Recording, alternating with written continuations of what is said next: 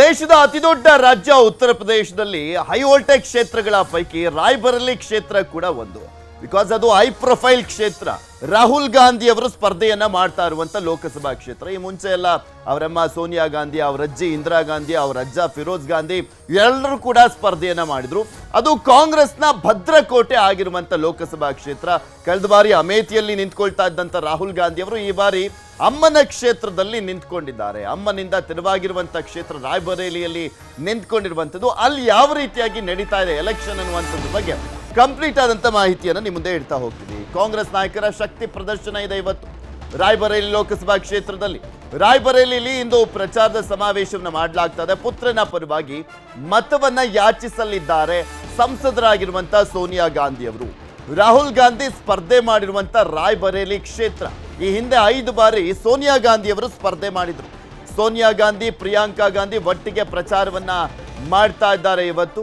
ಪ್ರಿಯಾಂಕಾ ಗಾಂಧಿ ಅವರು ರಾಯ್ಬರೇಲಿಯಲ್ಲಿ ತಮ್ಮ ಸಹೋದರನ ಗೆಲ್ಲಿಸಲೇಬೇಕು ಅನ್ನುವಂಥ ನಿಟ್ಟಿನಲ್ಲಿ ಕಂಪ್ಲೀಟ್ ಆಗಿ ಅಲ್ಲೇ ಠಿಕಾಣಿ ಹೂಡಿದ್ದಾರೆ. ಅಲ್ಲೇ ಪ್ರಚಾರದಲ್ಲಿ ಭಾಗಿಯಾಗ್ತಾ ಇರುವಂಥದ್ದು. ನಿರಂತರವಾಗಿ ಪ್ರಚಾರವನ್ನ ಮಾಡ್ತಾ ಇದ್ದಾರೆ. ಮೊನ್ನೆ ಅಷ್ಟೇ ರಾಹುಲ್ ಗಾಂಧಿನೂ ಕೂಡ ಅಲ್ಲಿ ಹೋಗಿ ಪ್ರಚಾರವನ್ನ ಮಾಡಿದ್ರು. ಇವತ್ತು ಸೋನಿಯಾ ಗಾಂಧಿ ಅವರು ಅಖಾಡಕ್ಕೆ ಇಳಿತಾ ಇದ್ದಾರೆ. ಹಾಗೆ ಪ್ರಚಾರದಲ್ಲಿ ಮಾಜಿ ಮುಖ್ಯಮಂತ್ರಿ ಸಮಾಜವಾದಿ ಪಕ್ಷದ ನೇತಾರ ಅಖಿಲೇಶ್ ಯಾದವ್ ಕೂಡ ಭಾಗಿಯಾಗ್ತದೆ. ಇದುವರೆಗೂ ನಡೆದಿರುವಂತಹ ಹತ್ತತ್ರ ಒಂದು 17 ಎಲೆಕ್ಷನ್ ನಡೆದಿದೆ ರಾಯ್ಬರೇಲಿಯಲ್ಲಿ.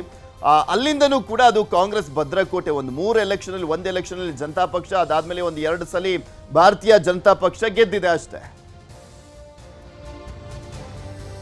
ಇದೆಲ್ಲದ್ರ ಬಗ್ಗೆನೂ ಕೂಡ ಮತ್ತಷ್ಟು ಮಾಹಿತಿಯನ್ನ ಕೊಡ್ತಾ ಹೋಗ್ತಾರೆ ನಮ್ಮ ಪೊಲಿಟಿಕಲ್ ಬ್ಯೂರೋ ಮುಖ್ಯಸ್ಥರಾಗಿರುವಂತ ಚಿದಾನ್ ಪಟೇಲ್ ನಮ್ಮ ಜೊತೆ ಉತ್ತರ ಪ್ರದೇಶದ ರಾಯ್ಬರೇಲಿಯಿಂದಲೇ ನೇರ ಸಂಪರ್ಕದಲ್ಲಿ ಜಾಯಿನ್ ಆಗ್ತಾ ಇದ್ದಾರೆ. ಪಟೇಲ್ ರೇ, ರಾಯ್ಬರೇಲಿ ಲೋಕಸಭಾ ಕ್ಷೇತ್ರ high voltage, high profile Lok Sabha ಕ್ಷೇತ್ರ. ಅದು ಹಾಗೆ ಕಾಂಗ್ರೆಸ್ನ ಭದ್ರಕೋಟೆ, ಸ್ಪೆಷಲಿ ಗಾಂಧಿ ಕುಟುಂಬದ ಭದ್ರಕೋಟೆ.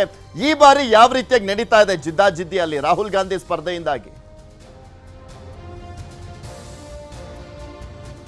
ಪೃಥ್ವಿರಾಜ್, ಆರ್ನಳ್ಳಿ ಮೇ 20ರಂದು ಚುನಾವಣೆ ಇರುವಂಥದ್ದು ಮತ್ತು ಚುನಾವಣಾ ಬಹಿರಂಗ ಪ್ರಚಾರಕ್ಕೆ ನಾಳೆ ಸಂಜೆ 6 ಗಂಟೆಗೆ ತೆರೆ ಬೀಳಿರುವಂಥದ್ದು. ಹಾಗಾಗಿ ಇವತ್ತು ರಾಯ್ಬರೇಲಿಯ ITI ಗ್ರೌಂಡ್ನಲ್ಲಿ, ಇದೀಗ ನಾನು ರಾಯ್ಬರೇಲಿಯ ITI ಗ್ರೌಂಡ್ನಲ್ಲಿದ್ದೀನಿ. ಇವತ್ತು ಸೋನಿಯಾ ಗಾಂಧಿ ಮತ್ತು ರಾಹುಲ್ ಗಾಂಧಿ ಹಾಗೂ SP ನೇತರಾಗಿರ್ತಕ್ಕಂಥ ಅಖಿಲೇಶ್ ಯಾದವ್, ಪ್ರಿಯಾಂಕಾ ಗಾಂಧಿ ಈ ಎಲ್ಲರೂ ಒಡಗೂಡಿ ಇವತ್ತು ಘಟಬಂಧನದ ಅತಿದೊಡ್ಡ ಸಮಾವೇಶ ನಡೀತಿರುವಂಥದ್ದು. ಇವತ್ತು ಚುನಾವಣೆಗೆ ನಾಳೆ ಅಂತಿಮ ತೆರೆ ಬೀಳೋ ಕಾರಣಕ್ಕಾಗಿ, ಅಂದ್ರೆ ಬಹಿರಂಗ ಪ್ರಚಾರಕ್ಕೆ ಅಂತಿಮ ತೆರೆ ಬೀಳೋ ಕಾರಣಕ್ಕಾಗಿ ಇವತ್ತು ಬಹಿರಂಗ ರ್ಯಾಲಿಯನ್ನು ಮಾಡ್ತಿದ್ದಾರೆ. ಇಲ್ಲಿ 5 ಕ್ಷೇತ್ರಗಳು ಬರ್ತವೆ, ವಿಧಾನಸಭಾ ಕ್ಷೇತ್ರಗಳು. 5 ವಿಧಾನಸಭಾ ಕ್ಷೇತ್ರಗಳಲ್ಲಿ 4 ವಿಧಾನಸಭಾ ಕ್ಷೇತ್ರಗಳಲ್ಲಿ ಸಮಾಜವಾದಿ ಪಕ್ಷ ಇರ್ತಕ್ಕಂಥದ್ದು. ಹಾಗಾಗಿ ಇವತ್ತು ಅಖಿಲೇಶ್ ಯಾದವ್ ಅವರು ತಮ್ಮ ಸಮಾಜವಾದಿ ಪಕ್ಷದ ಕಾರ್ಯಕರ್ತರು ಉದ್ದೇಶಿಸಿ ಮಾತನಾಡಲಿದ್ದಾರೆ ಮತ್ತು ಇಲ್ಲಿ ರಾಹುಲ್ ಗಾಂಧಿ ಪರವಾಗಿ ಮತಯಾಚನೆ ಮಾಡಿದ್ದಾರೆ. ಈ ಹಿಂದೆ ಕೂಡ ರಾಹುಲ್ ಗಾಂಧಿ ಕೂಡ ಕಾನ್ಪುರದಲ್ಲಿ ಹೋಗಿ ಮತಯಾಚನೆಯನ್ನು ಮಾಡಿದ್ರು. ಇವತ್ತು ಸೋನಿಯಾ ಗಾಂಧಿ ಅವರು ಒಂದು ಬಹುಮುಖ್ಯ ಸಂದೇಶವನ್ನು ಕಳಿಸಲಿದ್ದಾರೆ ಅಂತ ಹೇಳಲಾಗ್ತದೆ. ಯಾಕಂತೇಳಿದ್ರೆ ರಾಯ್ಬರೇಲಿಯಲ್ಲಿ ಸುಮಾರು 72 ವರ್ಷ ಅಧಿಕಾರದಲ್ಲಿ 66 ವರ್ಷ ಕಾಂಗ್ರೆಸ್ ಅಧಿಕಾರ ಇರುವಂಥದ್ದು ಮತ್ತು ಇದು ಗಾಂಧಿ ಕುಟುಂಬದ ಕರ್ಮಭೂಮಿ ಅಂತಲೇ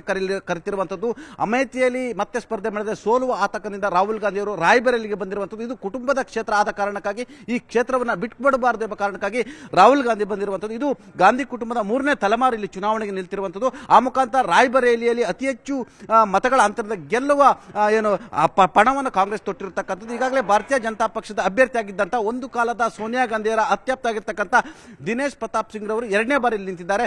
ಕಳೆದ 2019ರ ಚುನಾವಣೆಯಲ್ಲಿ ಸೋತಿದ್ರು ಕೂಡ ಈಗ ಮತ್ತೆ ಅವರಿಗೆ ಟಿಕೆಟ್ ಅನ್ನು ಕೊಡಲಾಗಿದೆ. ಈಗ ಹಾಲಿ ಉತ್ತರ ಪ್ರದೇಶ ಸರ್ಕಾರದಲ್ಲಿ ಅವರು ತೋಟಗಾರಿಕಾ ಸಚಿವರಾಗಿರ್ತಕ್ಕಂಥ ದಿನೇಶ್ ಪ್ರತಾಪ್ ಸಿಂಗ್ ಅವರು ಕೇವಲ 5 ವಿಧಾನಸಭಾ ಕ್ಷೇತ್ರಗಳಲ್ಲಿ 1 ಕ್ಷೇತ್ರದಲ್ಲಿ ಮಾತ್ರ ಭಾರತೀಯ ಜನತಾ ಪಕ್ಷದ ಶಾಸಕ ಇರ್ತಕ್ಕಂಥ. ಆದರೆ ದಿನೇಶ್ ಪ್ರತಾಪ್ ಸಿಂಗ್ ಮತ್ತು ಭಾರತೀಯ ಜನತಾ ಪಕ್ಷದ ಶಾಸಕ ಅದಿತಿ ಸಿಂಗ್ ನಡುವೆ ಎಲ್ಲ ಒಂದಷ್ಟು ಸಂಘರ್ಷಗಳಿರ್ತಕ್ಕಂಥ. ಹಾಗಾಗಿ ಈ ಚುನಾವಣೆಯಲ್ಲಿ ಅದಿತಿ ಸಿಂಗ್ ಅವರು ಏನು ಮನಸ್ಸು ಬಿಟ್ಟು ಕೆಲಸವನ್ನ ಮಾಡ್ತಿಲ್ಲ ಅಂತ ಹೇಳಿ ಗಂಭೀರ ಆರೋಪ ಕೇಳಿ ಬಂದಿರುವಂಥದ್ದು. ಮತ್ತೊಂದು ಕಡೆ ದಿನೇಶ್ ಪ್ರತಾಪ್ ಸಿಂಗ್ ಅವರು ನಾನು ಮನೆ ಮಗ ಗರ್ಕ ಬೇಟ, ನನಗೆ ಓಟ್ ಹಾಕಿ ಅಂತೇಳಿ ಈಗಾಗಲೇ ಮನೆ ಪ್ರಚಾರ ಮಾಡ್ತಿರುವಂಥದ್ದು. ಕಳೆದ ವಾರಷ್ಟೇ ಕೇಂದ್ರ ಗೃಹ ಮತ್ತು ಸಹಕಾರ ಸಚಿವರಾಗಿರ್ತಕ್ಕಂಥ ಅಮಿತ್ ಶಾ ಅವರು ಇದೇ ರಾಯ್ಬರೇಲಿಯಲ್ಲಿ ರೋಡ್ ಶೋ ಮಾಡಿದ್ರು. ಇವತ್ತು ಸೋನಿಯಾ ಗಾಂಧಿ ಅವರು ಇಡೀ ರಾಯ್ಬರೇಲಿಯ ಜನತೆಗೆ, ಮತದಾರರಿಗೆ ಒಂದು ಬಹುಮುಖ್ಯ ಸಂದೇಶವನ್ನು ಕಳಿಸಲಿದ್ದಾರೆ ಅಂತ ಹೇಳಲಾಗ್ತದೆ. ತಮ್ಮ ಕರ್ಮಭೂಮಿಯಲ್ಲಿ ತನ್ನ ಮಗನನ್ನ ಇಂಟ್ರೊಡ್ಯೂಸ್ ಮಾಡುವ ಕಾರಣಕ್ಕಾಗಿ ಇವತ್ತು ಸೋನಿಯಾ ಗಾಂಧಿ ಅವರ ಸ್ಪೀಚ್ ಬಹುಮುಖ್ಯವಾಗಿದೆ ಅಂತ ಹೇಳಲಾಗ್ತದೆ. ಅಲ್ಲದೆ ಅಖಿಲೇಶ್ ಯಾದವ್ ಅವರು ತನ್ನ ಸಮಾಜವಾದಿ ಪಕ್ಷದ ಕಾರ್ಯಕರ್ತರಿಗೆ ಕೊಡ್ತಕ್ಕಂಥ ಸಂದೇಶ, ಆ ಮುಖಾಂತರ ರಾಹುಲ್ ಗಾಂಧಿ ಅವರನ್ನ ಸುಮಾರು 2 ರಿಂದ 3 ಲಕ್ಷ ಮತಗಳ ಅಂತರದಿಂದ ಗೆಲ್ಲಿಸಬೇಕಂತ ಪಣ ತಟ್ಟಿರುವಂಥದ್ದು. ಇದೇ ಕಾರಣಕ್ಕಾಗಿ ರಾಹುಲ್ ಗಾಂಧಿ ಅವರ ಸಹೋದರಿ ಸಹೋದರಿ ಪ್ರಿಯಾಂಕಾ ಗಾಂಧಿ ಕೂಡ ಕಾಲಿಗೆ ಚಕ್ರ ಕಟ್ಟಿಕೊಂಡಂತೆ ಸುಮಾರು 6 ದಿನ ರಾಯ್ಬರೇಲಿಯಲ್ಲಿ ಪ್ರಚಾರವನ್ನು ಮಾಡಿರುವಂಥದ್ದು. ಸೋನಿಯಾ ಗಾಂಧಿ ಕೂಡ ಮಗನ ಪರವಾಗಿ ಇವತ್ತು ಬಹಿರಂಗ ಪ್ರಚಾರ ಸಭೆಯಲ್ಲಿ ಭಾಗಿಯಾಗ್ತಿರುವಂಥದ್ದು. ಕಳೆದ ಬಾರಿ ಎಲ್ಲೊಂದು ಕಡೆ ಸೋನಿಯಾ ಗಾಂಧಿ ಅವರು ಇದೇ ದಿನೇಶ್ ಪ್ರತಾಪ್ ಸಿಂಗ್ ವಿರುದ್ಧ 1,64,000 ಮತಗಳ ಅಂತರದಿಂದ ಗೆದ್ದಿದ್ರು. ಅಂದ್ರೆ ಬರ್ತಾ ಬರ್ತಾ ಅವರ ಲೀಡು ಕೂಡ ಕಡಿಮೆ ಆಗಿತ್ತು ಅಂತ ಹೇಳಲಾಗ್ತಿದೆ. 2014 ಚುನಾವಣೆಯಲ್ಲಿ ಸುಮಾರು 2 ಲಕ್ಷ ಅಂತರದಿಂದ ಗೆದ್ದ 3 ಲಕ್ಷ ಅಂತರದಿಂದ ಗೆದ್ದ ಸೋನಿಯಾ ಗಾಂಧಿ ಅವರು 2019 ಲೋಕಸಭೆ ಚುನಾವಣೆಯಲ್ಲಿ ಆ ಲೀಡು ಕಡಿಮೆ ಆಗಿರುವಂಥದ್ದು. 1,67,000 ಲೀಡನ್ನು ಪಡೆದಿರುವಂಥದ್ದು. ಸದ್ಯ ರಾಯ್ಬರೇಲಿಯಲ್ಲಿ ಉತ್ತರ ಪ್ರದೇಶದ ಅತಿದೊಡ್ಡ ಹೈ ವೋಲ್ಟೇಜ್ ಕ್ಷೇತ್ರ ಅಂತಲೇ ಹೇಳಲಾಗ್ತಿದೆ. ಯಾಕಂತೇಳಿ ಇಲ್ಲಿ ರಾಹುಲ್ ಗಾಂಧಿಯನ್ನು ಸೋಲಿಸಲೇಬೇಕಂತೇಳಿ ಭಾರತೀಯ ಜನತಾ ಪಕ್ಷ ಇನ್ನಿಲ್ಲದ ಪ್ರಯತ್ನವನ್ನು ಮಾಡ್ತಿರುವಂಥದ್ದು. ಸ್ವತಃ ಯೋಗಿ ಆದಿತ್ಯನಾಥ್ ರವರೇ ರಾಯ್ಬರೇಲಿ ಕ್ಷೇತ್ರವನ್ನು ಮಾನಿಟರ್ ಮಾಡ್ತಿರುವಂಥದ್ದು. ದಿನೇಶ್ ಪ್ರತಾಪ್ ಸಿಂಗ್ ರವರು ಈ ಸರಿ ಗೆಲ್ಲಿಸಲೇಬೇಕಂತೇಳಿ ಪಣ ತೊಟ್ಟಿರುವಂಥದ್ದು. ಆದರೆ ಇಲ್ಲಿ ಸಮಾಜವಾದಿ ಪಕ್ಷ ಇಲ್ಲಿ ರಾಯ್ಬರೇಲಿ ಇಡೀ 5 ಲೋಕಸಭಾ ಕ್ಷೇತ್ರಗಳಲ್ಲಿ 4 ಲೋಕಸಭಾ ಕ್ಷೇತ್ರಗಳಲ್ಲಿ ಶಾಸಕರಿರೋದ್ರಿಂದ ಇದರ ಬಲ ರಾಹುಲ್ ಗಾಂಧಿಗಿದೆ ಅಂತ ಹೇಳಲಾಗ್ತಿದೆ. ಆದರೆ ಇಲ್ಲಿ ರಾಹುಲ್ ಗಾಂಧಿ ಅವರು 3 ಲಕ್ಷಕ್ಕೂ ಹೆಚ್ಚು ಮತಗಳಿಂದ ಅಂತರದಿಂದ ಗೆಲ್ಲಬೇಕಂತೇಳಿ ಇಡೀ ಕಾಂಗ್ರೆಸ್ನ ಅನೇಕ ನೇತಾರರು ಕಾರ್ಯಕರ್ತರು ಕೂಡ ಇಲ್ಲಿ ಜಾಂಡ ಹೂಡಿರುವಂಥದ್ದು. ಪೃಥ್ವಿರಾಜ್.